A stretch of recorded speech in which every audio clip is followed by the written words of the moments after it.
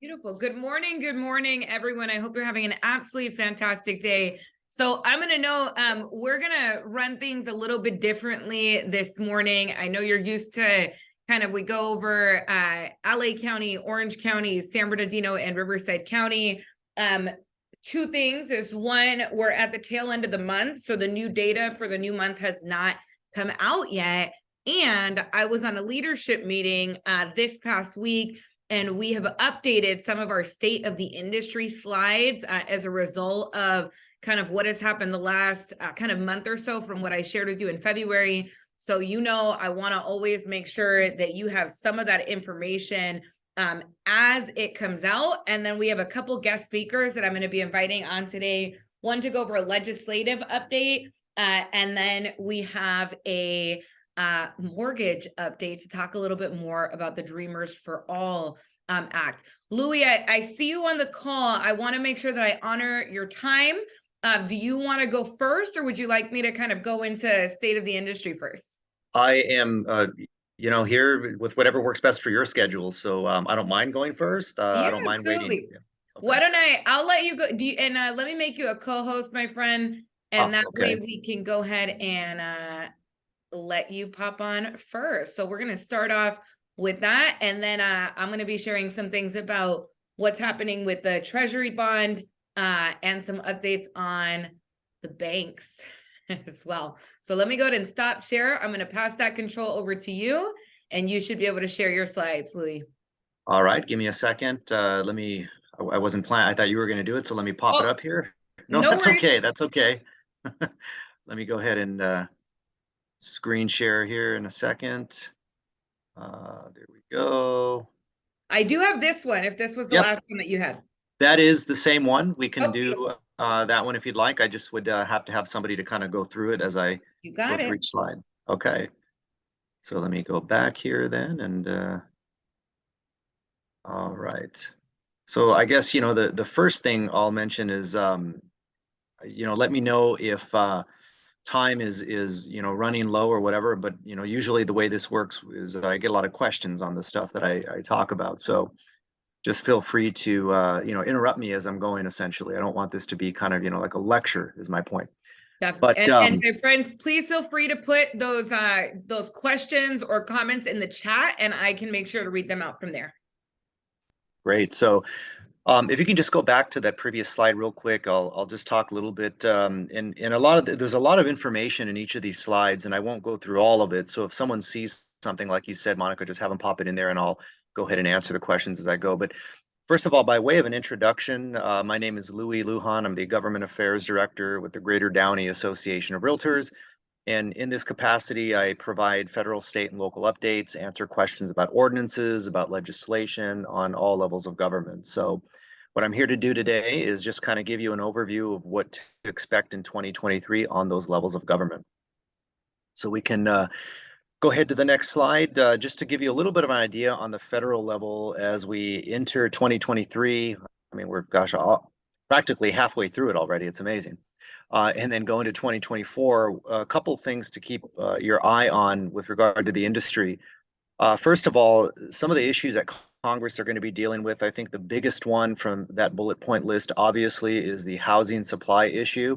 Also tenant issues, but specifically housing supply only because of the fact that, obviously in our industry, we believe the problem with the housing crisis, or the cause of it, is that there's not enough supply.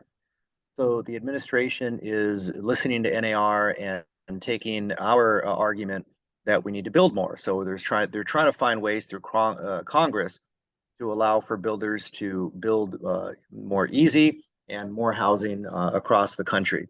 And as we go into 2024, one of the things to keep an eye on, even beyond this current year, is the increase in tenants' rights groups. I've mentioned this before. This is a whole different environment now, because in the past, these groups were not as organized as they are now, and they didn't have as much resources as they do now. So simply put, our industry is up for a fight because of the fact that they finally have caught up to us, in a sense, in terms of organization and resources, the tenants' rights groups. And you see a lot of it being playing out with different protests at City Hall, or demands for rent control, things like that. But again, as we go in, my point is for 2023 and 2024, you're going to start seeing a lot of those things play out on the federal level. So you can go on to the next slide. Just a couple of more random federal updates. I think the biggest takeaway from this slide simply is that a lot of the Trump era tax cuts and a lot of the provisions that were part of the tax code are going to be expiring. And what does that mean? You know, is it good? Is it bad? Is it personal preference? You know, that's all. That's your own call. But as an industry, because we're going to see a lot of those provisions expire, it's going to mean that NAR is going to try to go to the current administration and get some of them rewritten into the tax code, for example, or to extend some of the tax cuts that we believe helped our industry. I'm not going to read all those 3 bullet points at the bottom, but again, I do want you to know that the administration is actually considering a national tenant protection plan. And the reason why I bring that up is because it would be essentially the California model brought nationwide. I don't believe it has any legs personally, meaning it probably won't get through Congress, but just the fact that the administration is actually considering a tenant protection plan across the entire country is pretty significant for the industry. So, and if it did happen, I know NAR would have a big problem with it, and we would lobby against it for obvious reasons. It would be as an example, like a national rent control plan, things like that. So anyway, we'll keep an eye on that. Mhm. Okay. Next slide, just some state updates to transition into, what to keep an eye out on the state level. You got an idea based upon the 2 previous slides, what to expect on the federal level and what's going on. But I think with regard to the state, there is so much going on. I can summarize it in basically 2 kind of buckets, if you will. The first bucket is the fact that you're beginning to see a lot of local cities put things on the ballot to increase taxes and fees. And it's an increasing trend that we're noticing across the state. And it's a lot, cities, it's their attempt to raise funds for whatever it may be. Hopefully, in many cases, to promote housing policies, to pay for some of the allowances for ADUs, for example. But I think the concerning part is not that. The concerning part is that it's a way for the cities to just kind of increase fees upon residents. So we're obviously going to keep an eye on that.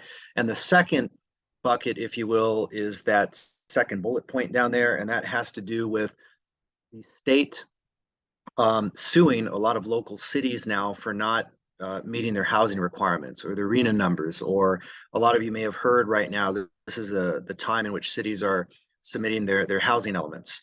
And for the first time ever, the state of California are actually filing lawsuits against cities across the state that do not meet certain thresholds or do not follow the law from the recent bills that were passed. So the easiest way to summarize it in one kind of sentence is that for the first time ever, we're seeing this battle play out between state and local government.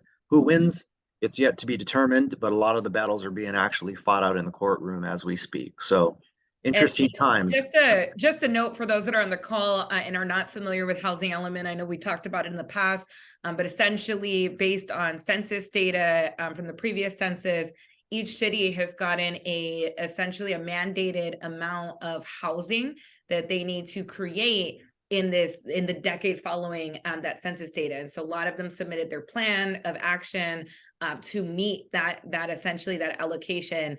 And so what Louis is talking about is those cities that have not done that are now getting sued by the state. So just to give a little bit of context to that. Yeah, very good point, Monica. That's great context. In fact, it reminded me of something. It's the fact that a lot of these cities are looking at the state and saying, hey, one, you can't force us to do this. And two, if you will force us like you are forcing us, who's going to pay for it? Mm-hmm. And a lot of times, with increased housing demands, when you build housing, you need parking, you need parks, all these things. So cities are looking for ways to raise funds to pay for it because the state is not paying for it. Hence the earlier thing I said about items on the ballot increasing fees. So it's a whole interesting dynamic that we're going to see being played out in 2023 and 2024 and beyond. So, yep. So yeah, next slide here. Some more state updates. Again, not going to go over each particular bill, but I do want to put your attention to the new laws that are affecting our industry. And they're summarized by those 1, 2, 3, 4, 5, I think 7 new bills that were passed.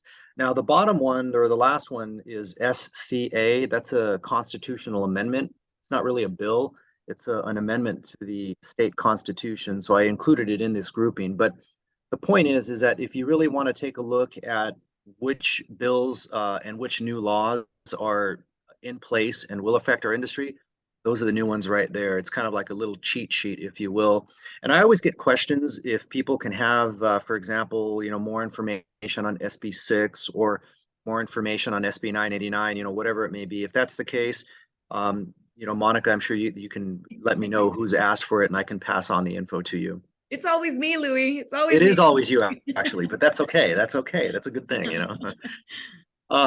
And then, of course, you probably have heard of the Pro Housing Incentive Pilot Program. So I threw some bullet points on that. It was that program established by Senate Bill 2 to create affordable housing, essentially. So not only to create more housing, but affordable housing across the state. It's obvious from this slide and the previous slide that the state legislature is really taking the housing crisis seriously, and they're trying to find ways to build more housing. I think the unintended consequence is when they force cities to build more housing, the reality is that the money has to come from somewhere, right, to pay for increased parking demands, resources, and so forth. And the cities, council members and mayors and city managers across the state are saying, well, you're forcing us to do this and not paying us to do this. It's an unfunded mandate. It puts us in a position. So again, that's kind of the dynamic on the state and local level that we'll see played out. So you can go to the next slide with that said, and it's a perfect segue into the local government update. And these are, 3 different, not necessarily related points, but I do want to make one overarching point. And that is that on the local level, first of all, if you ever want to know about what's going on in your local city, city council, obviously you can just ask. I get questions all the time about what's going on in Downey, Montebello, Norwalk, whatever cities we're talking about. I get a lot of questions on city council agendas as well. And you can definitely just ask me and I can provide you with information on a particular agenda item. And we also have a local issues tracking alert on the CAR website, really cool little tool. If you have a chance, you can go to the government affairs section, I believe it is, of the CAR website, find that tool. It's like a Google search engine for city council agendas. And the second bullet point, as Monica mentioned earlier, the housing elements, I put an update for Downey, but in reality, like all cities across the state have to submit or have submitted already their housing element, and they're good for 10 years. If you have never looked at a housing element, I would recommend you look at the one in either the city you live in or the city you do business in, or cities you do business in, because they really determine the future of where housing is going to be built, what the densities are, where they're going to be built. It's kind of like a roadmap on how cities have to plan for housing and zoning. And then the final bullet point, I just want to mention this, is that CAR has a lot of resources to get involved in political campaigns. And that was one in which they got involved with in a recall effort in Downey. You probably have heard of the recall. If not, those are just some numbers I threw up there. But I throw this point into the local government update only to say that CAR is not only influential on the state level and the federal level, but we do a lot of work on the local level. And if there's ever, again, any questions about the politics of a city, a new ordinance you heard about, a city council agenda, or hey, you just need help setting up a meeting, that's what I'm here for, and that's what I do. So with that said, you can go to the next slide there, Monica. Just real quick plug on the Realtor Action Fund. We raise money. This is our PAC. I'm sure you've heard of what a PAC is, a political action committee. And we always ask for people that are involved or would like to get involved, or even if you're not involved, it's really important to know what the Realtor Action Fund is and to get involved, and of course, hopefully to help contribute to its cause. A lot of these things we just mentioned on the local level, state level, federal level, we lobby for through the use of the funds with our PAC. So it's extremely important. Yeah. You can go to the next slide. Just some more information on RAF, what the contribution levels are. As you can see at the bottom there, for like $20, right? I mean, you can get involved and contribute to your PAC. So we do encourage that. We ask for you to do that. And again, it helps us go out there and spread the word about what's going on the federal, state, and local level. So simply put, we don't just, come and give information, but we do get involved and lobby on important issues on all levels of government. So, and Monica, you're very well aware of RAF and the effects of it, what it does. So, and I would know, I mean, I think it's one of the, so Louis knows I ask him a ton of questions when we're in our closed session meetings for the, I'm probably the one asking all the questions usually. But part of the reason, my friends, is when we look at some of these different assembly bills and Senate bills and constitutional amendments that are being proposed, some of these have massive impact on what we do every single day, right? As part of our business, in terms of when there's new, so to put in perspective, right? Obviously we've had some moratoriums, a lot of these different things the last couple of years. That's usually state or local legislation that occurs that then ties up inventory for us. And now we aren't able to do our job and move those units, right? And so that's a small impact, but when we start looking at some of the laws that are coming to pass, it heavily impacts our business. And so being able to contribute, one, to have awareness of the issues and to be able to get updates from Louis, but also so that our associations are able to essentially lobby against those things that are going to hurt our industry and vice versa, is incredibly, incredibly important. So, yeah, I'm absolutely a big supporter of RAP. I'm in that committee as well. So definitely big supporter. Yeah, it's important to mention as well, too, Monica, that, even on our end, what we do, the government affairs directors up and down the state, we give to RAF as well. Because, it's one thing to come out and talk about it, but another thing to talk about it and contribute. So we do that. I believe in it personally. I mean, I've given every year since I've been involved. So I obviously encourage everybody to do that. And if anyone has ever thought about running for office and you're a realtor or broker, please do it. Let me know. There's tons of resources that we can help you with. We need more realtors at the table, making rules and setting laws. So it's extremely important. Yes. What's that old, saying, Monica? If you're not at the table, you're on the menu, right? So Well, real that's what estate's been on the menu for a long time. exactly, and it's getting worse, so to speak. So, but yeah, with that, you can go to the next slide. I think this might be the last one. I always like to put up my contact information. If anybody does have any follow-up questions, you can email me, you can call me, text me. I'm actually really good with text messaging, so that's my cell phone number there. But again, anything related to an ordinance, a statewide bill, or even if it's just, hey, something I kind of heard about this kind of rumor about this new law being in place, just let me know. It's what I do on a daily basis, and I'm more than happy to take any questions, and I appreciate everybody's time. Thank you. Do we have any questions right now? I know I tend to always give Louis homework to go research, Okay. which definitely still want, when you do have a chance, Louis, I'd love to know a little more about the, so Measure ULA, which we talked about on this call before, which has been dubbed the mansion tax. Oh, yeah. I think the biggest impact is going to be in the commercial sector myself. But I see there was a lot of rush to sell before this kind of April 1st deadline went into effect. So I saw brokers that were essentially saying, hey, if you could close before the 1st, we'll give you this sports car or all kinds of crazy things going on. So there's, especially in the luxury sector, because of the impact on the tax, right? So I'm very curious because I'm hearing that there's a lawsuit coming out against it right now.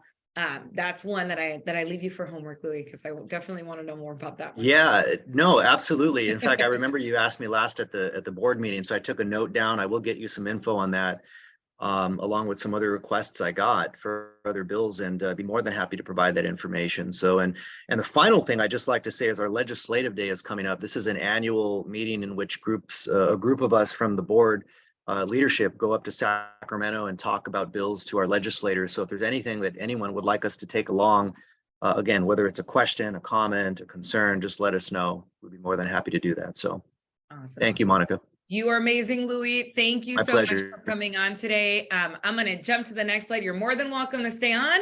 Thank you. We're gonna keep it moving. Thank you so much, Louis. Got it. Awesome. All right, my friends. So one of the things I did want to talk about, let me zoom into this a little bit here. So we're going to go over state of the industry, right? And I want to zoom into this one. Here we go.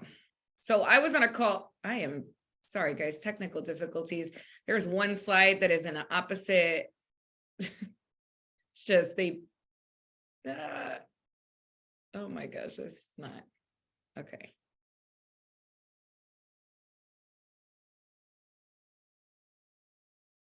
There we go. All right, so let's go ahead and zoom into this one a little bit more.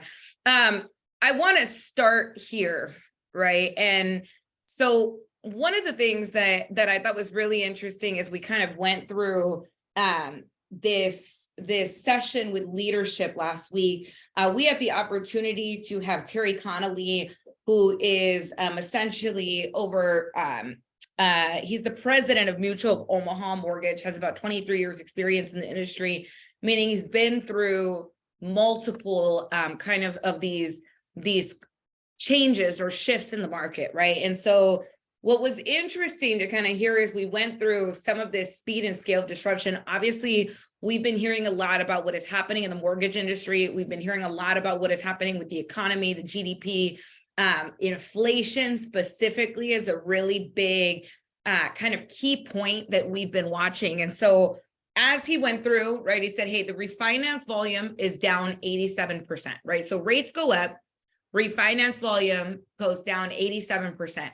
Purchase goes down 38%. So what he said is when rates are low, it's almost like a double threat, right? So when the rates, when the rates are low, it's this double threat in that all of a sudden, when the rates are low, everybody wants to buy or everybody wants to refinance, right? And so the highs are very, very high in the industry. Rates go down, mortgages and that kind of business goes up significantly. Same thing with sales, except that the mortgage side is doubly impacted, right? Because as realtors, we're working with our clients and our business is based on the actual property changing hands. In the mortgage industry, they also have refis, right? And so that's a really big high. Now, when the rates go high, the lows are significantly lower in the mortgage industry because you have this steep decline of the refi volume and a steep decline of the purchase volume. So to put it in perspective, for last year, 76% of mortgage companies lost money. And there was a 36% of workforce reduction industry-wide. I thought this was really interesting. What they talked about was that if we really looked at the previous housing crisis, right? The previous housing crisis, in reality, that was very credit-based. This time, we're in a little bit more in terms of this kind of economic crisis that we're in right now, is a little bit more of a liquidity issue. And we're going to talk about that when we go into the Silicon Valley Bank and talk a little bit more about what that impact was. But the truth of the matter is that right now, there is too much money chasing too few goods and services. And so what are the predictions, right? What are the predictions? I thought this was important considering how big Mutual of Omaha is as a company. I thought this was really good insight that they shared. The first was the best operators grow market share. So what does that mean? Same thing on our end, where we talk about this idea of just because the opportunity is less does not mean that your opportunity is less. Right? So just because the opportunity is less does not mean that your opportunity is less. We as real estate offices, as mortgage offices, have a very unique opportunity right now. There are definitely, especially on the mortgage side, I thought this was really interesting to kind of take into consideration. Obviously, as we see financial institutions close or shutter their mortgage divisions, because we've also seen that, right? Wells Fargo was an example of that, right? On kind of shuttering this mortgage division. When a company like that gives up some of their market share, they say, hey, we're going to shutter that part of our business. That market share is now up for grabs for the operators that are successful. I thought this was really interesting because for us, we're in a very unique situation with our Downey Capital division, our preferred mortgage partners. Because we are a mortgage broker, we don't have the same risk that, let's say, a direct lending division that is not able to sustain has, because we work with multiple wholesalers. So it gives us that competitive advantage to grow that market share. The other prediction that they have is that they're anticipating that the mortgage rates will stabilize in the 5.5 to 6.5 range. Doesn't mean we're not still going to have some increases and decreases, but their anticipation is that mortgage rates will stabilize. And I want to note that this prediction was made post the Silicon Valley Bank collapse. Okay, so that's important to look at this as well. They also noted that 30% of mortgage companies fail by breaching financial covenants. When we go a little bit more in depth into the Silicon Valley Bank collapse, I'm going to kind of revisit this on what does this actually mean. So let's go ahead and we're going to talk. The other thing that is going to be really important to know: credit and liquidity. So we're in a liquidity issue, and this, as we went through this kind of Silicon Valley collapse, signature collapse, some of the other issues that's happening in the banking industry right now, we know that but when liquidity is tight, meaning that they don't necessarily have enough assets to lend on, that also means that from a credit perspective, we could see credit guidelines tighten, right? We could see credit guidelines tighten because they're not necessarily in the best position to loan out capital. So that's just important for us to know. We're going to keep watching this. I just thought this was a really good insight. The other thing they talked about a lot was that right now we have high income earners that are able to hedge against the increase in prices. So when we go into some of the inflation slides, you're going to see a little bit more of that. Mutual of Omaha actually repeated what I've heard Gary Keller say countless times, which was that inflation is one of the single biggest threats to democracy, in that because high income earners are able to hedge against the increases, the lower income earners are not. And so what we're seeing right now is a significant increase in the wealth gap. The other thing they talked about, and so we'll see if I'd be able to show you this piece of the Treasury. Okay, so right up here, this is just kind of showcasing the US 10-year Treasury bonds. That was the other thing that they talked about, is that when we look at, what is happening, just because the Fed rates or the Treasury bond is changing, whether it goes up or down, right, in accordance with the Federal Reserve, it has an impact on our mortgage rates, but it's not a equal, right? It's not like if it goes up 1, we're going up 1 on the mortgage rate. So I think that's important because there has to be a profit margin for the financial institutions, right? So that's one thing to know, is that in order for there to be, so to put that in perspective, right? In order for there to be a profit in mortgage, the rates have to float a little bit higher than what they're borrowing. There has to be that profit margin there. What they do talk about is that watching the 10-year Treasury rates, that tends to track a little bit closer to what the mortgage rates have done. It really follows this as a trend. So that's why I wanted to throw this up here so you could kind of see what that actually has looked like, and just kind of take that into perspective. So we're going to jump in. Let me go. I got to zoom back out. So again, sorry guys, this was a weird kind of presentation, the way they gave it to us. So let me zoom out real quick. Okay. We're going to start with unemployment. So I had shown you guys a little bit of the unemployment slides before so that we can go through kind of what this looks like. I do want to put in perspective, when we look at the year 2022 and we look at where we're at in 2023, right? So right here, we then have our monthly data. We can see that this went up significantly in about March and April of 2020. Of what we've gone over March of April of 2020, that's going to be important to note, is how significantly this increased as a result of the pandemic. Unemployment right now is very low, right? It's very low and there can be arguments on this, right? I've heard a lot of, hey, well, people are only employed part-time, or hey, yes, certain sectors are going to have a very low rate of unemployment, but there's high employment in other areas, or hey, we're seeing a lot of layoffs right now, and all of that can be true. But if we look at the averages industry-wide right now across every industry, unemployment is significantly low enough, right? Low enough that this isn't necessarily one of the big factors they look at as an indicator. This would essentially be an indicator of the economy being in a good place, right? Because if people are employed, then they have money to spend. So let's kind of continue. So then we look at the GDP. Now, this is a year-over-year look at the GDP. Obviously, we saw a very significant decline in 2020.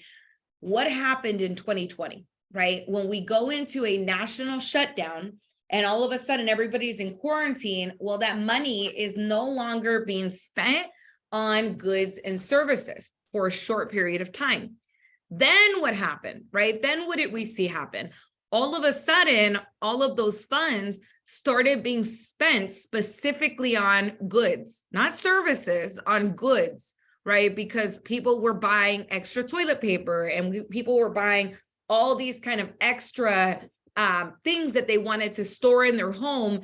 And we saw the GDP go up significantly. So we did experience, if we were looking at the monthly data here, then I would note that in technicality, if a recession is defined as 2 back-to-back or consecutive quarters of a negative GDP, then in 2020, we did actually enter a quote unquote recession, right? We just got out of it very quickly. That is also the case for this past year. We have had 2 consecutive quarters of a negative GDP. That is not going to be reflected here when we look at the annual, but it is reflected when we look at that kind of month-over-month data as well. What does that tell us, right? Obviously, there's risk here because there's too much funds. There's too much funds in the market chasing fewer goods and services. And now we have an inflation problem that we've been having for quite some time. So let's talk about where that is. And then we're going to talk about some of the projections around this as well. Obviously, inflation is very, very high right now.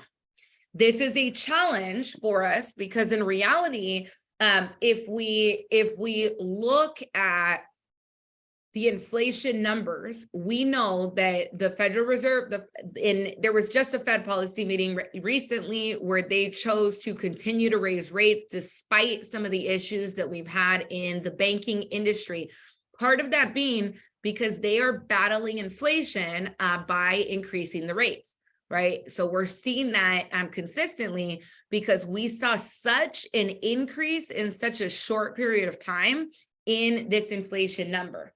Right, to be so significantly high right now. We have seen some slight declines, right, based on the rate increases that we saw in 2022, but not enough to kind of move us out of being in this difficult territory where we're continuing to see this kind of credit tightening and we're continuing to see the rate can be increased, right? So until we see this go down, which right now the projection is that the hope is that we'll be there by 2024, where we see that inflation number go down significantly.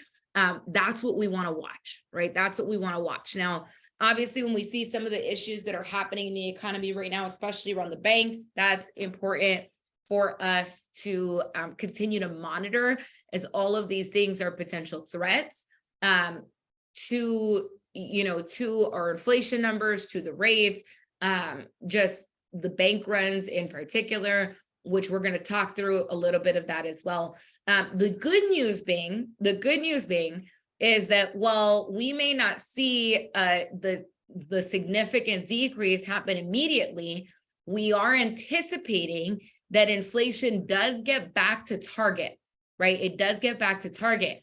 What does that mean for us? Well, it means that the interest rates have the potential to go down. Do we anticipate them going back down to 2%?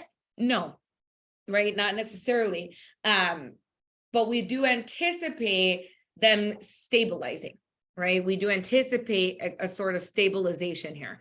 If we look at inflation monthly, you can see that growth that has happened, especially if you look from April of 2019, we saw that major dip that happened right when we had the quarantine shutdown, right? And then we started seeing this continue to rise during this time to where we are now. We've seen some declines since they really started going hard against inflation in 2022 and kind of where we're at right now as of February. All right, let's talk about home sales. I think this is important for us to look at as well, right? We know that if we were to take a look at what has happened from a home sales perspective, and I want to put this in perspective as well, because here, when we think about this idea of home sales, we are looking at home sales in units, right? In unit numbers. So in this kind of run up to where we are right now, there's been about 27.3 million sales that have sold. If we look at this time period over here, we were about 32.2 million home sales. Obviously, in 2023, we are anticipating a decline.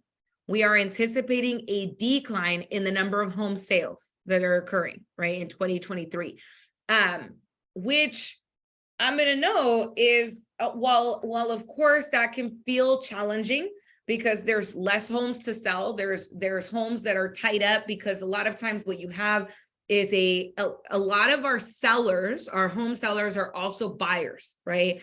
So if they're in a position where they don't want to trade the interest rate and the payment they have right now, sell their home, and now they're trading it for a higher interest rate, that is tying up certain people right now. You also get individuals that look out at what is going on in the economy and what they're seeing on the news, and fear ties those people up, right?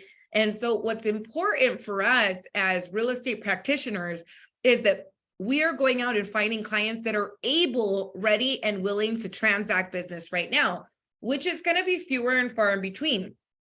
However, it also gives us the opportunity to build up our databases so that when we see these inflation numbers back at our projecteds, right, now we have a database of those that can take advantage. So we want to work with our right now business, but we're also building out that pipeline of future business based on what we anticipate moving forward. The other thing that I want to note is we look at this, this decline in the number of sales, right? So, and in reality, I want you to see this. 5.3 million, 5.3 million, 5.6, 6.1. Going down to 5 million feels like a much bigger drop when we look at a year that we had 6.1 million transactions, right? It feels like a much bigger drop. It's not that different than what we saw in 2018 and 2019. Now, there are a lot of realtors, right? There are a lot of realtors, but there's also some good news. National Association of Realtors in the last quarter, and I say good news, take this with a grain of salt. And what I mean by that is I'm going to make a statement that is just fact right now of what has happened in the market and what has happened with the National Association of Realtors membership. The piece to remember is that you are still here, right? Is that you are still here and that you have the opportunity to take that market share that other people are leaving. So in the last 3 months, the National Association of Realtors has lost 5% of their membership. That's so the anticipation is that we're projected for a loss of 300K realtors throughout the nation, right? This is at a national scale. What does that tell me? Yes, there's going to be less home sales. Okay. But there are also less realtors competing for those home sales. There are also less realtors that are going out and taking market share and doubling down right now. So your opportunity here is really dependent on your activities. The second thing that I think is important is, if you remember, this is by unit count. We also have a significantly higher volume because the home prices have gone up tremendously. I'm going to jump over to this one right here. Home prices have gone up tremendously and they're staying significantly higher. And your commission is based on the price of the home, right? The price of the home. What does that mean? It means that we could still average the same income with less sales transactions. Now, does that mean go do less sales transactions? No. You want your activities, right? You want your activities to match your goals, and your goals should be set on unit count, not on volume, because unit count is sustainable and volume is not. And yet right now, because the home prices are so much significantly higher, the good news for you is you still have the opportunity to earn the same income. So just coming back really quick to home sales on a monthly basis. Of course, we know that this tends to follow seasonality. Seasonality dictates that we usually see the highest number of sales. And this is seasonally adjusted annualized rate here. But we usually see the highest amount of sales in the third quarter of the year. So first to second quarter, we start to see that increase. We start to see that decline as we go into the fourth quarter, with the lowest point usually hitting in November. So just putting seasonality in perspective here. Also, that means right now are the months to double down your activities, because this is the biggest opportunity that you have. Here's the other piece that I'm going to note here. When we look at this and we know that this is the period of time where we start to see some of the biggest declines, right, is towards the end of the year. How do you set yourself apart? Is you double down during this time period, right? You double down during this time period and you have a greater opportunity than anybody else does, right? Okay. I want to know on home prices. So obviously I went over because I wanted to talk about what your opportunity is as it relates to the prices. But the second thing that I want to really point out on this slide is going to be this long-term trend line of 4% annual appreciation, right? A 4% annual appreciation over time. We know that right now we are above trend line. So I always like to put this in perspective for a couple reasons. One, if I am meeting with clients, this is a slide that I have in my presentation, right? This is a slide that I would make sure to screenshot, to save, and to utilize for when you are discussing some of the benefits of homeownership with your clients. Why? Because we know that homes appreciate at the long-term trend of 4%. Does that mean that homes don't lose value? No, of course they do, right? That's any given market. But if they hold an asset long enough, it will return to value. So let's put that in perspective. 2006, we were 21% above the trend line. What does that mean? Here we are at 4%, 4%, 4%. We're a little above trend line here. We're significantly above trend line here. In 2004, we're above trend line. 2005 and 06, we hit that height of the trend line. We were 21% above trend, which means we anticipate a correction. Now, obviously, during that time, a lot of that came because there was not enough regulation, right? There was not enough regulation in the mortgage industry. We had a lot of adjustable and variable rate mortgages that came due at a time where the interest rate was significantly higher. And so now we had people's payments go up and they could not afford to keep the home. A lot of inventory came on the market.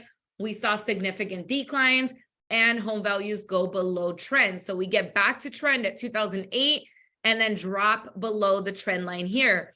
If somebody had a house in 06 and they kept that house to 2015, they returned to value. But what have they gained during that time frame, right? Well, they've been paying equity, right? They've been paying their mortgage. They have an asset that they own. And as that continued to go up, if they kept that asset long enough, they also get tax incentives, right? This is something that they can talk to their financial advisor about, but there are tax breaks that they get for owning a home, right? You have an actual asset you can borrow against. You've been paying against that mortgage during that time. So this is not even a full 10 years. This is 9 years for that asset to potentially return to value, right? During a market decline. Then we start seeing that amount go up.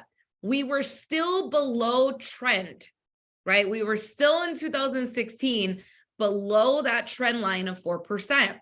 We returned and surpassed that trend line in 2022. So we saw it right under here in 2020. 297, and then we saw significant appreciation happen very, very quickly. We are going into 2022, right? Going into 2022, we were 12% above the trend. So what does that mean? If we were to have a correction, where should we be, right? Where should we be?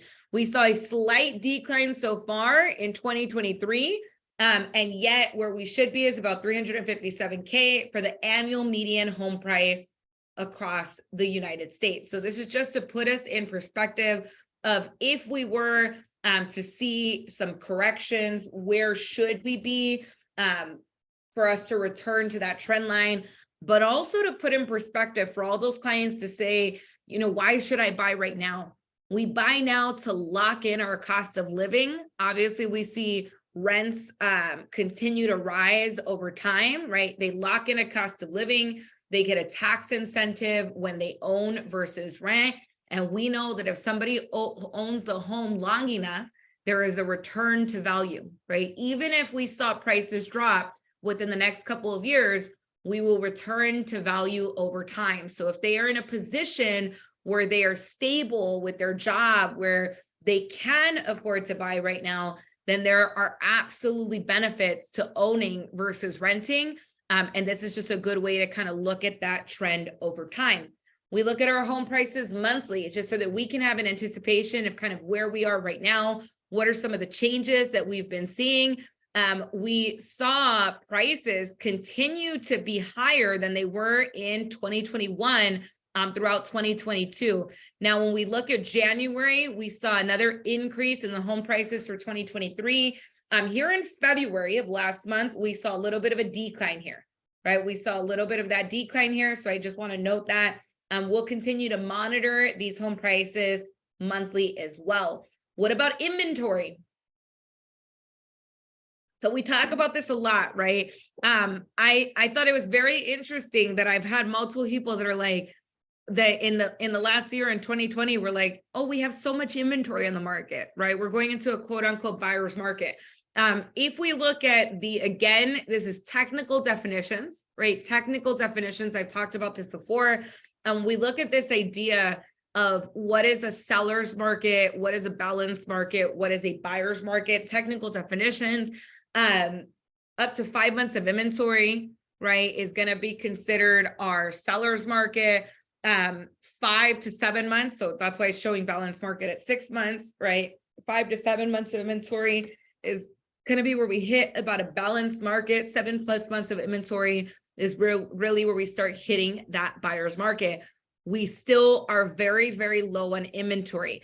I think it's interesting. In 2019, I had a lot of people saying, hey, there's not enough inventory in the market. There's not enough inventory in the market. And then in 2022, some of those same people are saying, hey, there's a lot more inventory on the market. There's plenty of inventory in the market. And there's less, right? And there's less right now than there was in 2019.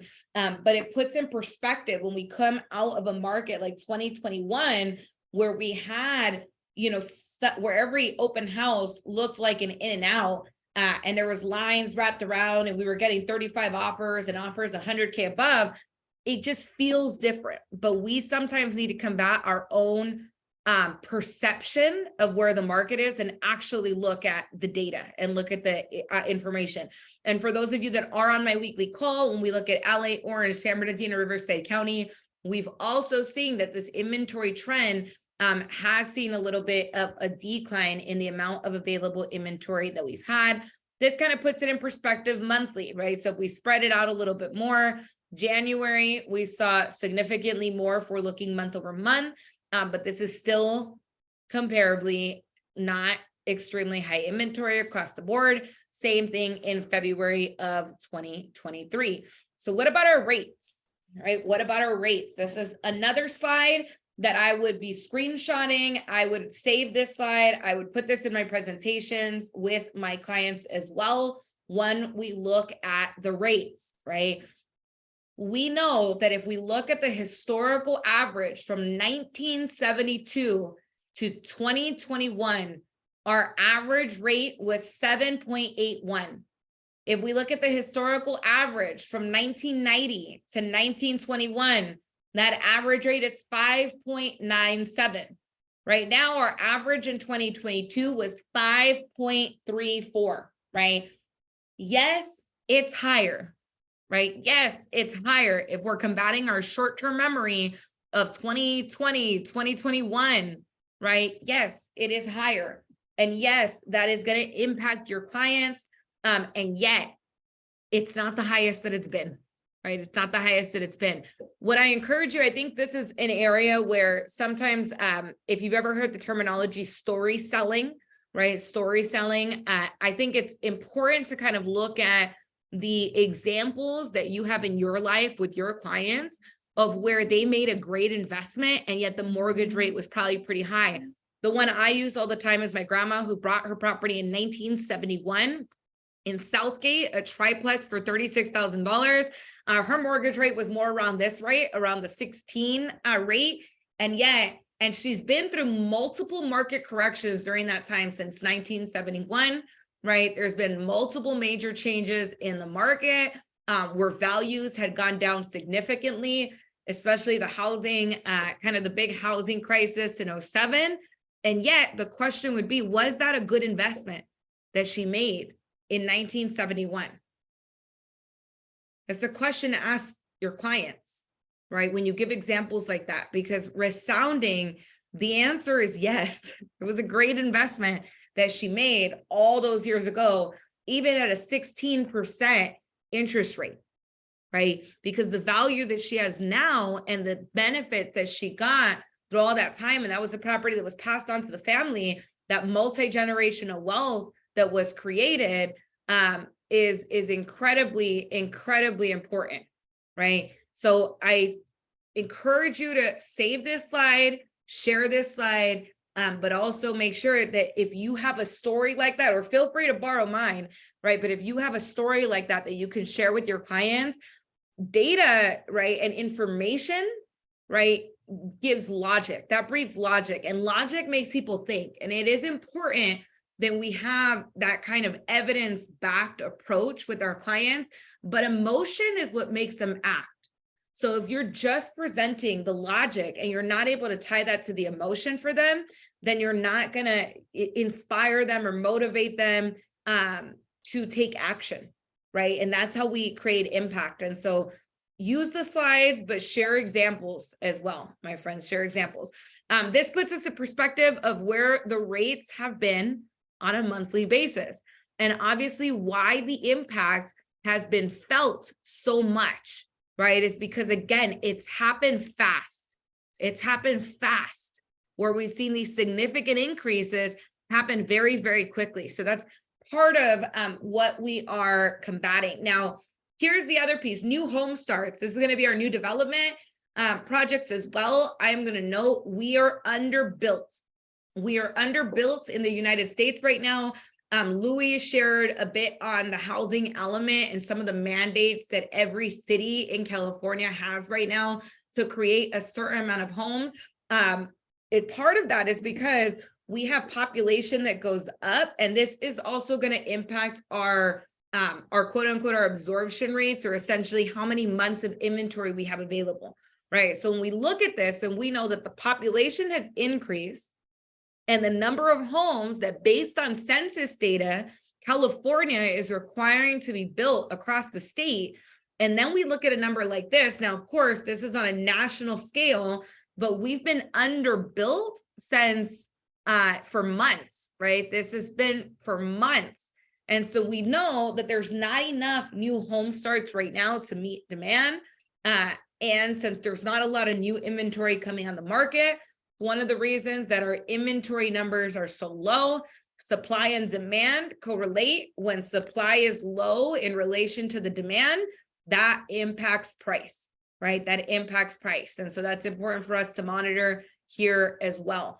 Okay, I'm going to go into a little bit. I'm going to move real quick on this, but I have some slides here for you on Silicon Valley. I know we've reviewed this a few times, but I thought these were really good to share. So I didn't want to skip this, and then we're going to actually hand it over to our phenomenal partner at Downey Capital to share a little bit more on the Dreamers for All program that I know is the hot ticket item right now.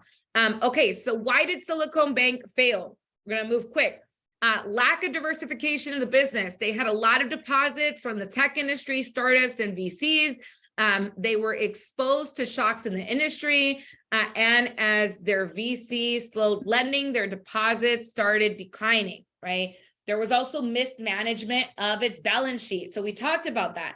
They did not have enough liquidity, right? So we talk about how if we looked at some of the issues that happened during the last major crisis, that was more of a credit issue. Right now, we have more of a liquidity issue because they didn't have enough capital or liquid assets to meet the demand of the withdrawals that they were getting.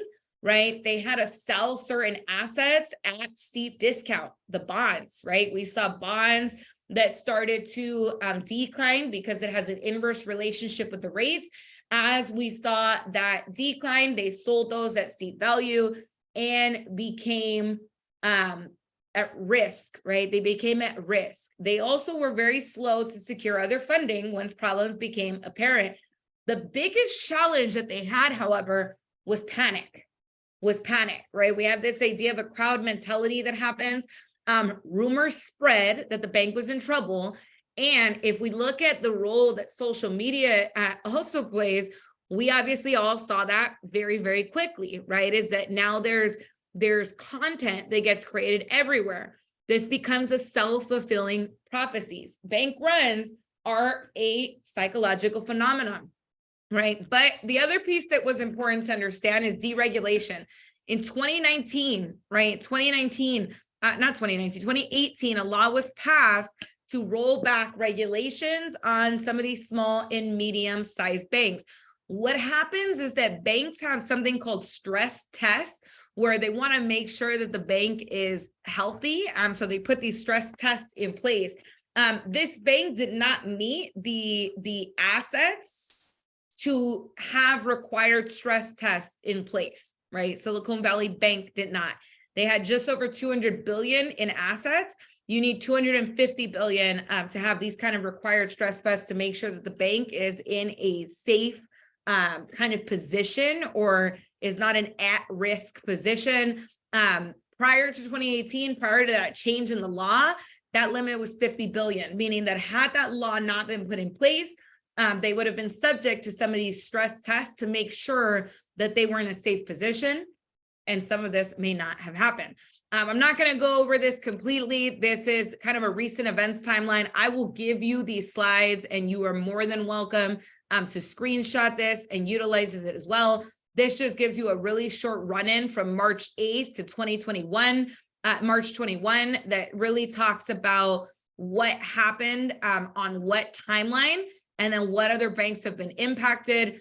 Signature was one of the other banks that failed, but there's also been some issues with Credit Suisse as well, right? So I just want to share that piece as well.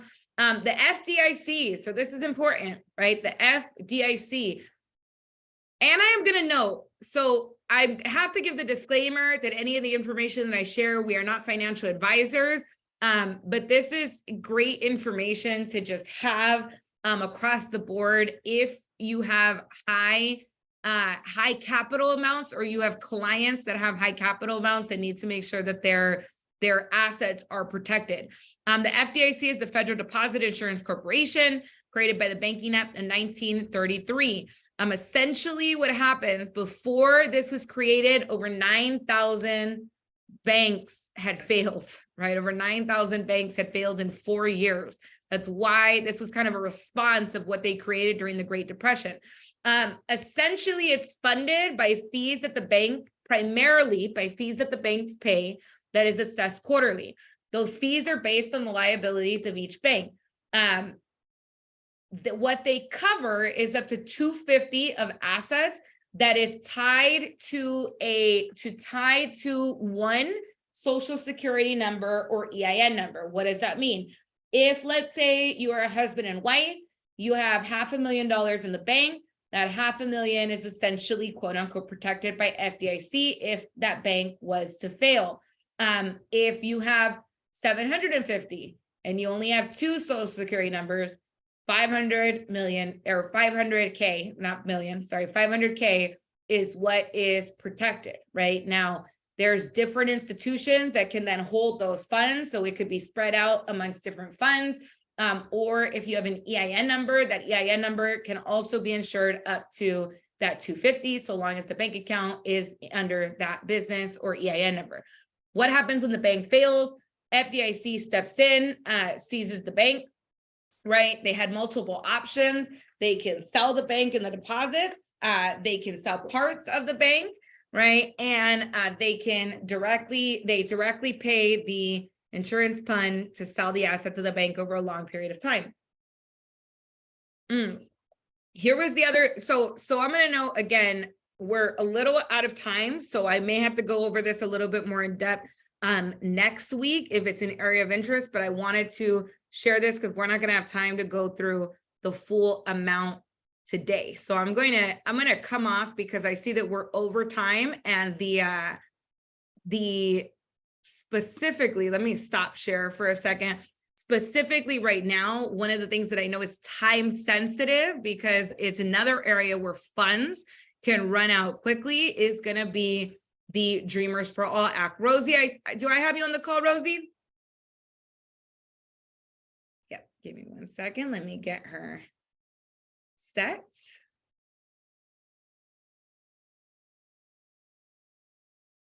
There we go, Rosie. Can you hear me, Rosie?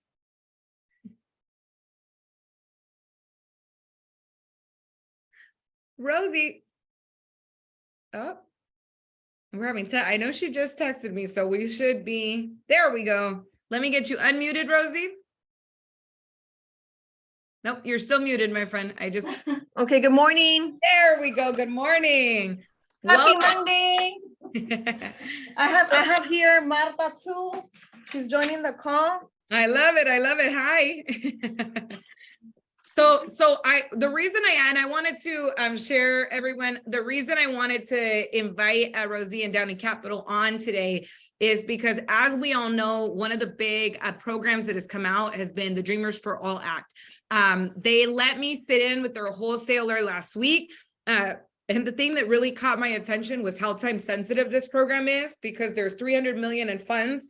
And one of the wholesalers they were working with let us know that he put in 8 million in 2 days.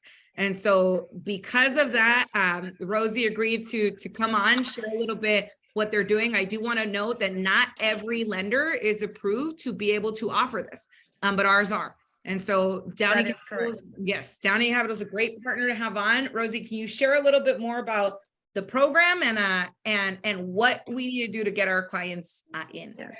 First of all, good morning to everyone. Thank you for allowing us to be in the call. This is Rosie from Downey Capital. We're next door for those new realtors that are not aware where our office is. It's in the same building, first floor, and the entrance is in the front, or you can come in through the site. This program is fabulous. It's the program that we're waiting for first-time buyers. It's Dream for All. And the conditions of this program and the guidelines are, one, it's single family owner occupied. So it has to be owner occupied. It has to be a single family residence. It can be 2 units, but we can have an ADU. The only thing here, if we do have an ADU on the property, we cannot honor any rental income. So it has to, you have to qualify based on the mortgage, based on your income, based on your liabilities, but no rental on the ADU. So that's one of them. The FICO score, it's kind of tricky because it's 680 for higher income, which we can go up to 180,000. And we do honor 662. The only thing that it gets a little bit tricky on the income, because it depends on the low to moderate income. So we have to verify that. To go under 680, we have to meet the guidelines of lower income. So we will know once we verify everything, which is kind of hard if we're going to purchase in the county of LA. So I'd rather say 680 to be on the safe side and not get anyone's hopes up, unless when we meet with them, we know that they're going to buy in San Bernardino, Riverside County, and their income is like a little bit under 80,000, then they can be good candidates for that program. And then the ratios, back-end ratios, and of course, as a lender, we will verify that once we meet with the client. We're not expecting for the realtor to know this, but I'm gonna let you guys know anyways. If they have a FICO score of 680, back-end ratios 45%. If we have a FICO score of 700 or higher, back-end ratio, we can go up to 50%. So it gives us a little bit more of room to qualify. The program is based on income under 180,000, and you can get 20% from the state of California. You can use it towards the down payment, or you can apply, like, to give you an example, 50%, 15 towards the down payment and 5% towards the closing costs. The only benefit, if you use the 20%, you avoid the mortgage insurance completely. But if you have a buyer that doesn't have any money, but has the income, has the FICO score, then of course we will let them know, hey, based on your income, we can come in with 15%, and we'll use the other 5% towards closing costs to cover the borrow fees, to cover your closing costs. And if you want to buy down the rate, you can buy down the rate with this program too, but then we have to get a credit from the seller. So the good thing is that, one, we have to hurry up. Two, we have to get them in escrow so we can reserve the funds. It's not once we get them approved, it's once we get them in escrow, because we have to reserve this with CalHFA. So we can promote the program. We're able to help more families. And one of the things is too, that the 20%, it's a loan, it's not a gift, but they have 30 years to repay it back. When do they repay it back? The minute that they want to sell the property, that they want to refi, then CalHFA is like, okay, Mr. Buyer, you're selling your home, you're transferring the title, or you're refinancing. You need to pay us back that 20% that we lend you, and also 20% of equity of the house once they sell. But keep in mind, they have 30 years. If they don't want to make any changes, they don't have to. They have 30 years. Once the 30-year term comes, then they have to pay them back with the equity. And the equity is 20%. To give you an example, if they're purchasing a house for $500,000, 7 years pass, now the house is 640, they have to pay back the 20% plus 20% of the equity that they built during the life of the loan, or whenever they want to refi the loan. And it can be for a single family, a townhome, or a condo.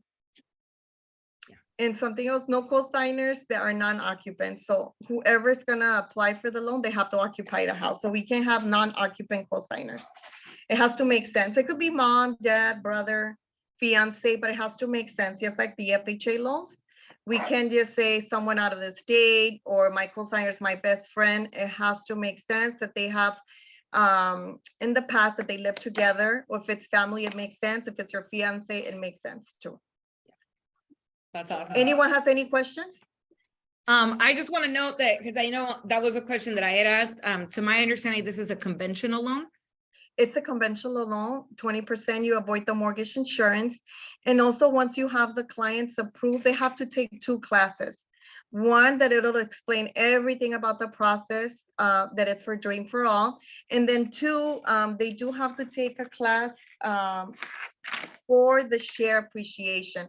So they are aware of the 20% that they have to pay once they build the equity. So they're well informed. There's not going to be no questions because they're taking 2 classes. One of them is 8 hours. They can take it online or in person. It's only $99. And the second class, that's for the share appreciation, I have to find out if there's a fee for that. That I know only for the first one. But I'll get that information for you guys and let you know they have to pay for the second course. Awesome. So I'm going to tell you guys, one, this is incredibly time sensitive. Here's the thing. I know that there's a lot of content out there on social media. There's a lot of questions. People are wanting to send emails and things like that to your clients.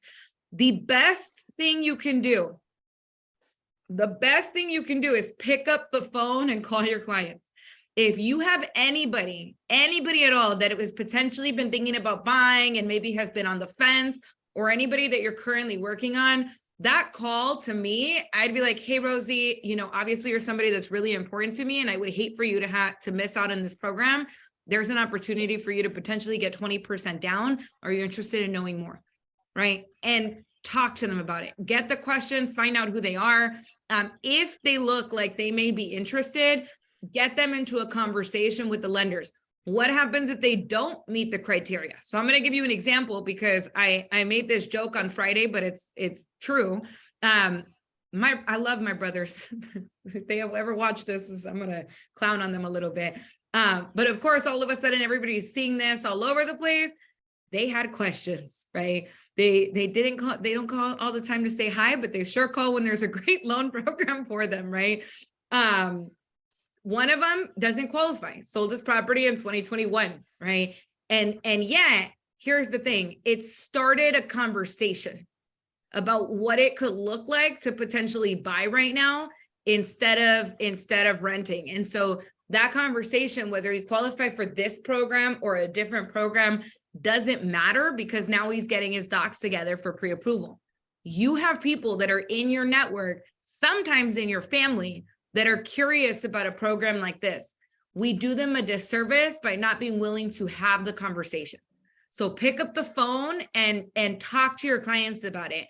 If they're not interested or they don't qualify for this program, still get them into a conversation with Rosie, with Nancy, with Luis, if they are interested in potentially moving forward at all, to have a conversation, see what the numbers look like, and potentially get them into something else. This is time sensitive. You don't want to miss this window of opportunity that we have, because once the money is gone, the money is gone. Unless they replenish it, but that's a whole different.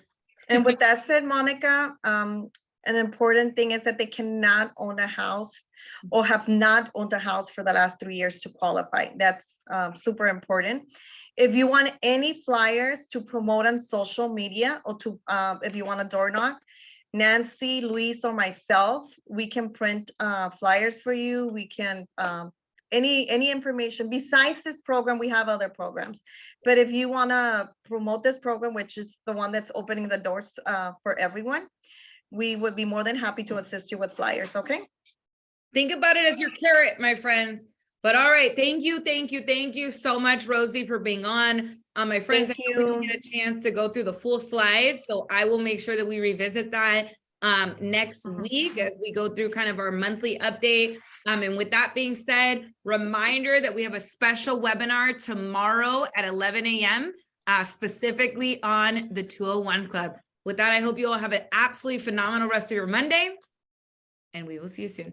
Thank you. Bye, everyone.